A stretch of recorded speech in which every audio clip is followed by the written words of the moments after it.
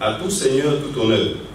Permettez-moi, s'il vous plaît, de m'acquitter d'un devoir élémentaire, celui de remercier l'Éternel Dieu Tout-Puissant d'avoir rendu possible ce moment et de marquer une minute de silence en mémoire de nos collègues qui nous ont quittés durant ces 3 dernières années, de nos fragiles Esther Miracle du 9 mars 2023, à moi de M. Marcelin Massila Kénégué, président du conseil d'administration, ancien directeur général et ancien chef de département, qui nous a quittés ce 16 mars 2023. Levons-nous, s'il vous plaît.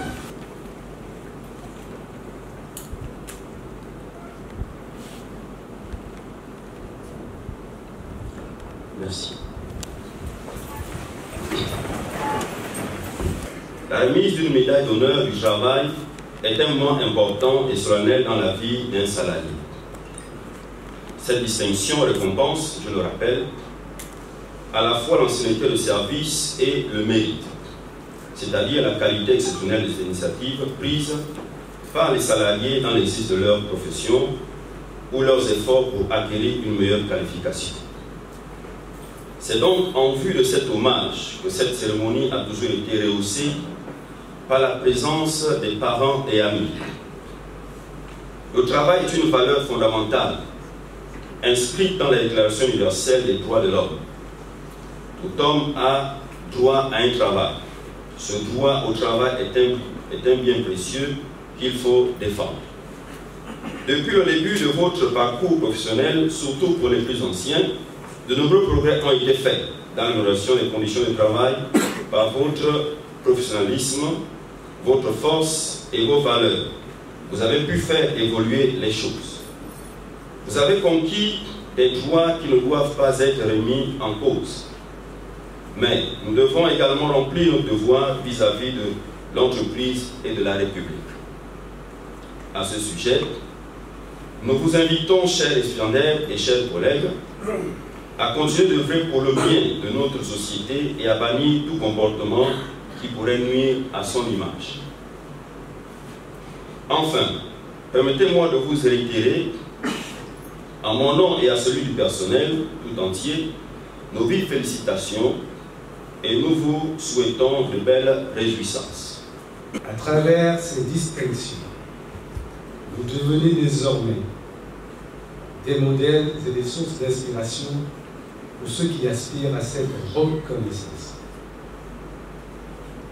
Au-delà du sentiment de fierté qui devrait vous animer, je vous invite à une introspection pour mesurer la valeur travail. En effet, malgré le rythme soutenu, le stress et l'obligation de résultat, le travail vous a, entre autres, permis d'intégrer une équipe et tisser de nouvelles relations, rendu utile aux autres, donner l'estime de vous-même, donner l'opportunité de vous perfectionner. Mesdames et messieurs, les cuvées 2021 et 2022 à l'honneur ce jour sont constituées de 276 agents en poste à l'estuaire. Dans les minutes qui viennent, ils arboreront avec fierté et dignité leur médaille du travail. Ces symboles sanctionnent 10, 15, 20, 25, 30, 35 ans et plus de loyauté au sein de la SPEJ. Mesdames et messieurs les récipiendaires, demain, le vaste chantier de la transformation organisationnelle de notre entreprise se poursuit dans l'optique d'atteindre les objectifs de performance fixés par la nouvelle convention de concession signée entre l'État et la SPEJ.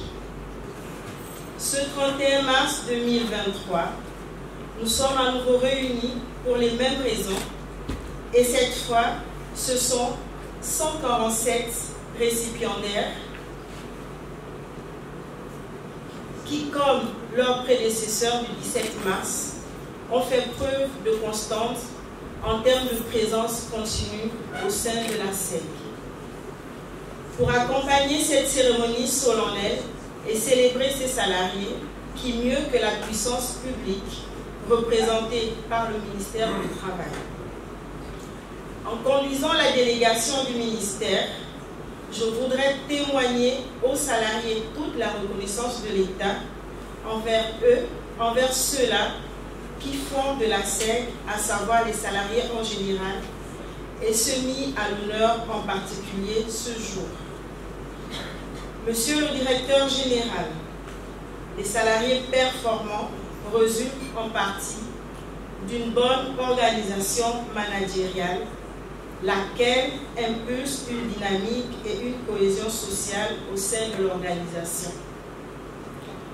Votre management, qui est certainement orienté dans ce sens, contribue, je présume, et je n'en doute point, à maintenir un climat social apaisé, afin de permettre à la SEC d'être plus performante qu'elle ne l'est actuellement.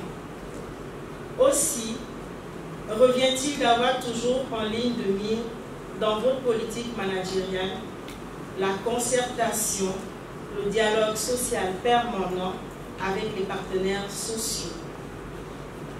En empruntant ce chemin, vous corroborez ainsi ceux qui pensent que les sociétés n'ont pas besoin de chefs d'entreprise, mais plutôt des managers qui décident en consultant les salariés.